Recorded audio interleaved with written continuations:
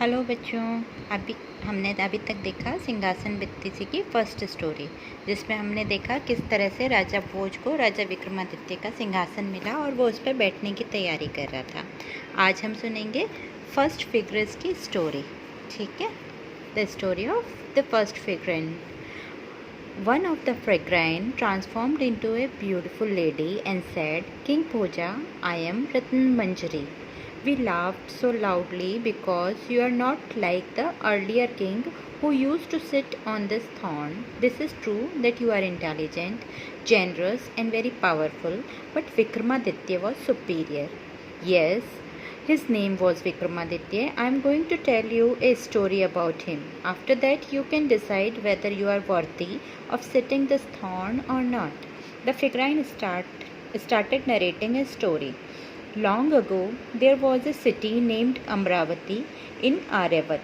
The king of Amravati was Gandharvsen. He did not believe in Varnas and therefore he married women of all four Varnas: Brahman, Kshatriya, Vaishya and Shudra. The son born from the Brahman queen was named Brahmanit. The Kshatriya queen gave birth to three sons, Shank, Vikramaditya and Bhartari. And the Vaishya queen son was named Chandra and Shudra queen's name so called Dhanvantri.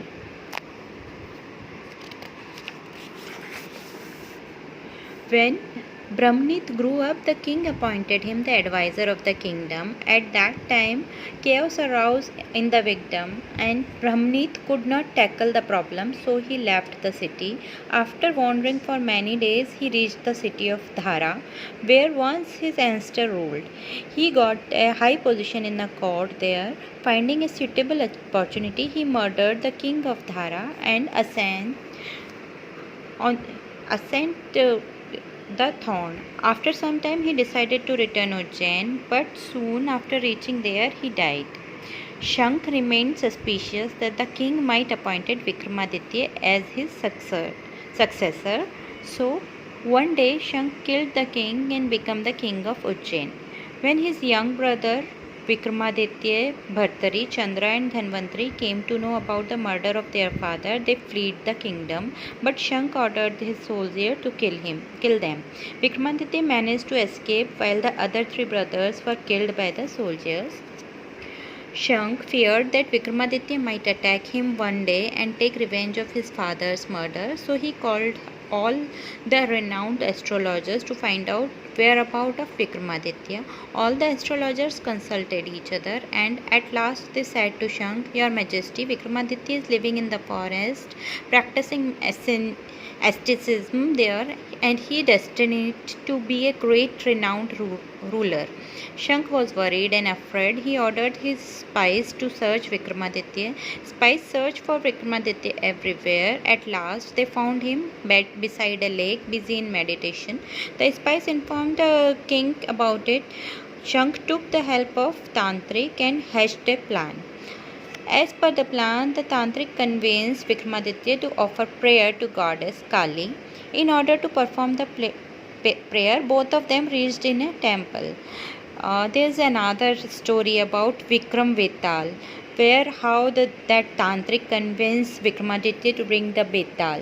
This all story will be narrated in next session.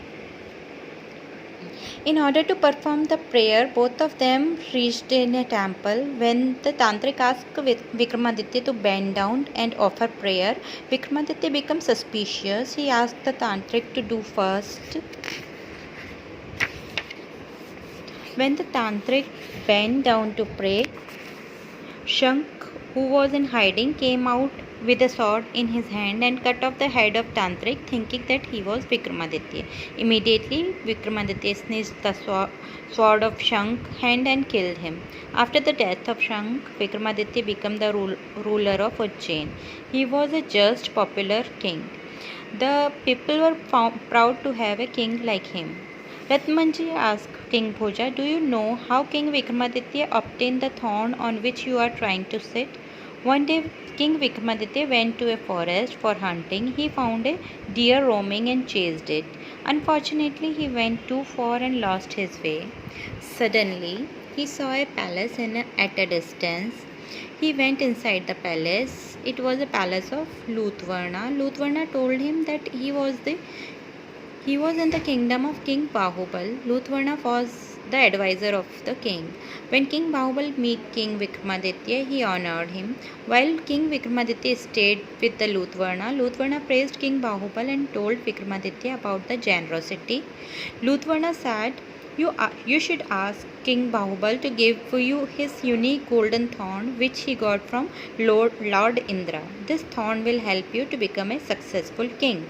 Soon Vikramaditya decided to leave for Ujjain. King Bahubal told him to ask for some gift. This was the opportunity Vikramaditya was looking for. He asked for the unique golden thorn. King Bahubal knew that King Vikramaditya was the appropriate person for the thorn, so he gifted the thorn to him.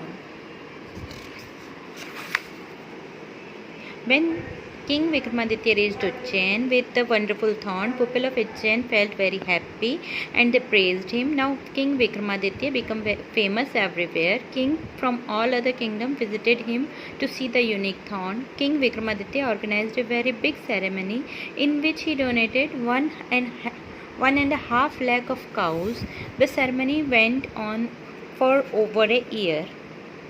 After narrating the story, Ratnamanjari asked King Bhoja, "Have you won this kingdom with the same valor as King Vikramaditya did? Have you donated so many cows and other things to Brahman? If not, then stay away from this thorn. This thorn is fit only for a king like Vikramaditya." The woman then transformed herself into a figurine and went back to her position on the thorn. King Bhoja felt very nervous. He decided to stay away from the thorn and went to his palace. He could not sleep at night. So this was the story narrated by the first figurine.